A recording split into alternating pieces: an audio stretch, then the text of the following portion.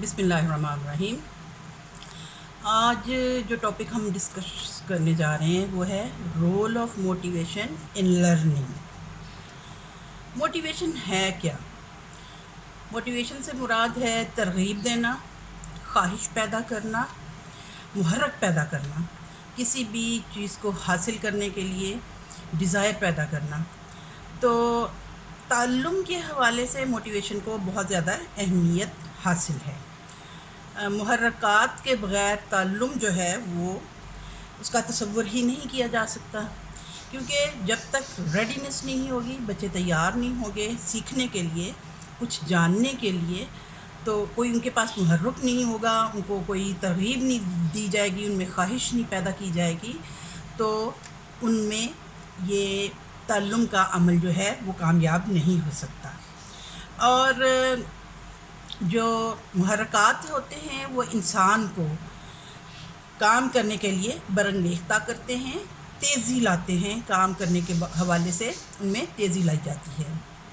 پھر یہ ہے کہ محرک ایسی قوت کو کہتے ہیں جو کوئی فعالیت پیدا کرے، یعنی کوئی کام کرنے کے لیے تیار کر دے انسان کو۔ اسی طرح سے محرک میں کوئی نہ کوئی احتیاج ہوتی ہے۔ احتیاج سے مراد کیا ہے؟ کوئی ضرورت ہوتی ہے۔ ضرورت یعنی خواہش ہوتی ہے، کامیابی کی خواہش، اپریسیشن کی خواہش، کوئی ستائش کی تمنا کرتا ہے کہ اس کو شاباش دی جائے، کوئی ایسا مہیج پیدا کیا جاتا ہے، بچوں میں ایسے ان کو موٹیویٹ کیا جاتا ہے کہ وہ اچھے طریقے سے تعلیم حاصل کر سکیں۔ اس حوالے سے ان میں ایک بے چینی پیدا ہوتی ہے، اور اس بے چینی کو رفع کرنے کے لیے تحریک جو ہے وہ سرگرم عمل ہوتی ہے۔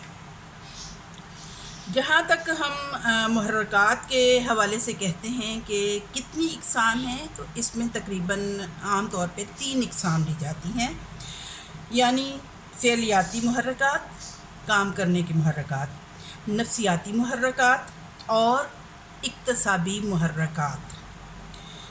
تعلیم میں نفسیاتی محرکات جو ہیں ان کو خاص اہمیت حاصل ہے، کیونکہ نفسیاتی طور پہ ہی بچوں کو تیار کیا جاتا ہے کہ وہ کسی چیز کی جو خواہش کرتے ہیں اس خواہش کو پورا کرنے کے لیے ان کو تیار کیا جاتا ہے کہ وہ کیسے اپنی خواہشات کو پورا کر سکتے ہیں۔ خواہشات وہی ستائش کی تمنا، ہم یہ نہیں کہہ سکتے کہ نہ صلے کی پرواہ نہ ستائش کی تمنا، یہ تمنا تو ہر انسان میں پائی جاتی ہے کہ کوئی کام اگر وہ کرتا ہے تو اس کو تعریف کی ضرورت ہوتی ہے، اس کو موٹیویشن کی ضرورت ہوتی ہے۔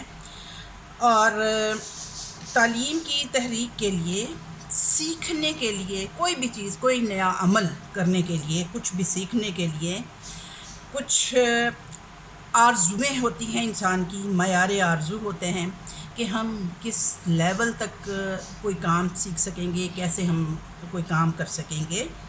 تو ترقی کی خواہش ہوتی ہے، پھر یہ ہے کہ رفتار کا علم، ہر چیز اس میں، یعنی اگر کوئی بچہ بہت تیزی سے اپنا کام مکمل کرتا ہے تو استاد جو ہے وہ اس کو شاباش دیتا ہے، جبکہ کوئی بچہ اگر سست رفتاری سے کام کر رہا ہے تو اس کو بھی محرک دینے کی ضرورت ہے۔ استاد اس کو موٹیویٹ کرتا ہے کہ وہ اپنا کام جلدی جلدی کمپلیٹ کرے۔ جیسے ٹیسٹ ہو رہے ہوتے ہیں تو ٹیسٹ کے دوران کیا کرتے ہیں، بچوں کو بار بار بتایا جاتا ہے کہ اتنا ٹائم رہ گیا ہے، آپ اتنے ٹائم میں اپنا ٹیسٹ مکمل کر لیں، اور ان کو بار بار محرک دیا جاتا ہے کہ وہ تیزی سے اپنا کام کر سکیں، اپنی ٹاسک جو ان کو دی گئی ہے، جو کام ان کے حوالے کیا گیا ہے اس کو مکمل کرنے کے لیے باقاعدہ وقت دیا جاتا ہے، اور اس کے ساتھ ساتھ ستائش اور صلے کی تمنا بھی ہوتی ہے۔ پھر یہ ہے کہ محرکات اور دلچسپیاں جو ہیں یہ آپس میں پیوستہ ہوتے ہیں۔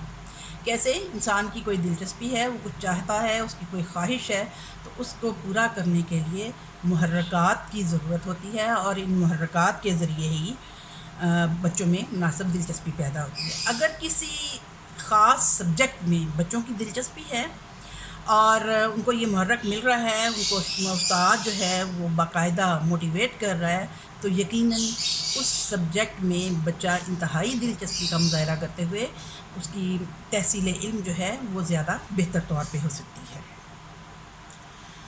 پھر یہ ہے کہ بچے جو ہیں ان میں خارجی قسم کی جو ترغیبات ہوتی ہیں ان کو بھی محرکات ایسے کہا جاتا ہے جن میں ترغیب دی جاتی ہے. مثال کے طور پہ فرسٹ پوزیشن لینے پہ ان کو کسی انعام کی توقع ہوتی ہے، زیادہ اچھا کام کرنے پہ شاباش کی توقع ہوتی ہے، اور کسی بھی حاجت میں یعنی کسی ضرورت، حاجت کیا ہے، کوئی ضرورت جو ہے اس کا مدعا یا مقصود بن کر تسکین کا سامان مہیا کرتے ہیں.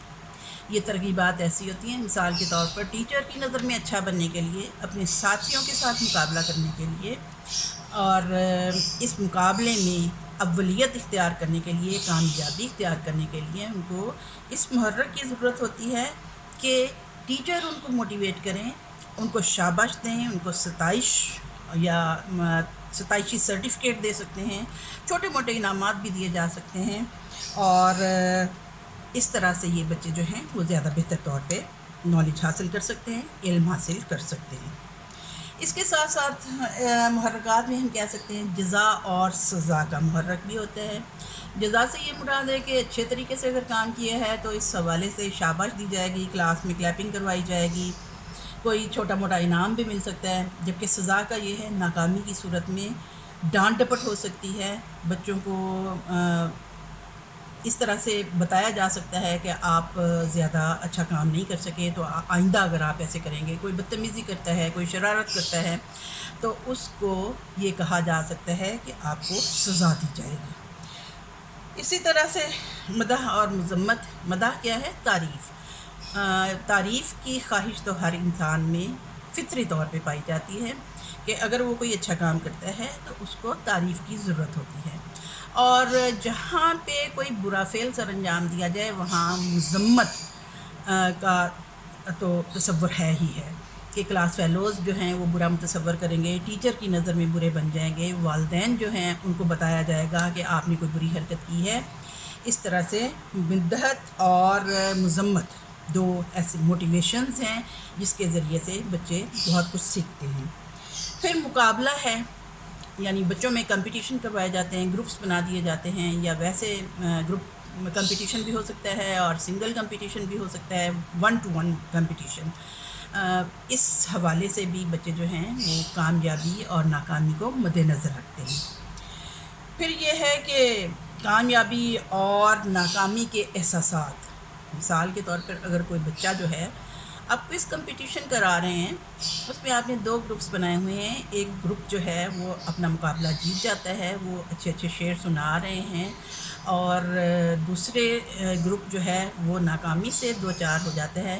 تو یہ کامیابی اور ناکامی بھی ایک طرح کا موٹیویشن ہے، ایک محرک ہے جس سے بچے زیادہ سے زیادہ مقابلے کی فضا پیدا کرتے ہیں اور آپس میں مقابلہ کر کے کامیابی اور ناکامی کے حوالے سے بچے بہت کچھ سیکھتے ہیں. استاد جو ہیں کلاس میں بہت ساری موٹیویشنل ترغیبات استعمال کرتے ہیں، بہت ساری ٹیکنیکس استعمال کرتے ہیں. بعض اوقات جب بچے کوئی لیسن سنا رہے ہوتے ہیں تو وہ تھمب ریز کر کے، یعنی آپ بہت اچھا سنا رہے ہو تو آپ اپنا تھمب ریز کر کے بھی بتا سکتے ہیں. پھر یہ ہے کہ سر کی نوڈنگ سے، یعنی ہاں کی صورت میں آپ نوڈنگ کر رہے ہوتے ہیں، سر کو ہلا رہے ہوتے ہیں، آپ کے چہرے پہ مسکراہٹ آ رہی ہوتی ہے، آپ بچے کی ستائش کر رہے ہوتے ہیں، شاباش، ویری گڈ، ہاں جی آگے بولیں. اس طرح سے آپ بچے کو کہہ رہے ہوتے ہیں کہ وہ اپنا کام اچھے طریقے سے انجام دیں. جبکہ نیگیٹیوٹی میں یوں ہوتا ہے کہ بچہ صحیح اگر جواب نہیں دے رہا تو آپ سر کو نفی میں ہلاتے ہیں، آپ انگلی سے اشارہ کرتے ہیں، منع کرتے ہیں کہ یہ درست بات نہیں ہے. اگر بچے شور کر رہے ہوتے ہیں تو اس میں آپ اپنے ٹیبل کو یا اپنے روسٹرم کو بھی تھوڑا سا نوک کر دیتے ہیں، اپنی طرف متوجہ کرتے ہیں.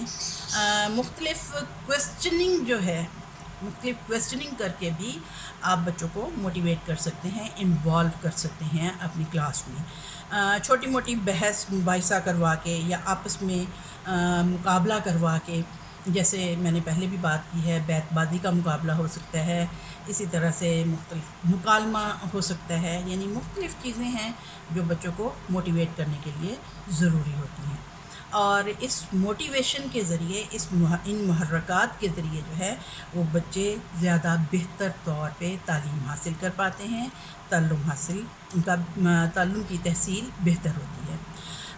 آپ نے دیکھا ہے کہ سالانہ جو تقریب کی جاتی ہے اسکولوں میں، انعامات تقسیم کیے جاتے ہیں، اور اس میں کیا کرتے ہیں کہ جس بچے کی اٹینڈنس 100% رہی ہے اس کو کوئی سرٹیفکیٹ دیا جاتا ہے، چھوٹا موٹا انعام دیا جاتا ہے۔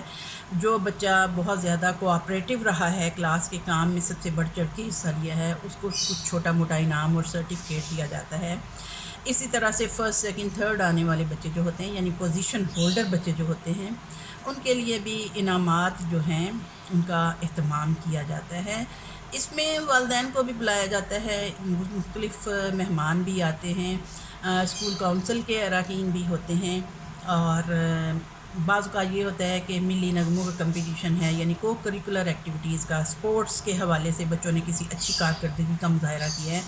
یعنی ان بچوں کو موٹیویٹ کرنے کے لیے، نہ صرف ان بچوں کو بلکہ دوسرے دیکھنے والے بچوں کو بھی، کہ آئندہ اگر وہ بھی ان ایکٹیویٹیز میں حصہ لیں گے، اپنی پڑھائی اچھے طریقے سے کریں گے، اچھے اسٹوڈنٹ کے حوالے سے، جیسے عام طور پہ یونیورسٹیز میں، کالجز میں کلرز دیے جاتے ہیں، رول آف آنر دیا جاتا ہے، تو یہ سب کیا ہے؟ یہ موٹیویشنل ٹیکنیکس ہیں، تاکہ بچوں کو سیکھنے کا عمل جاری رکھنے کے لیے زیادہ سے زیادہ موٹیویٹ کیا جائے۔ Okay, thank you.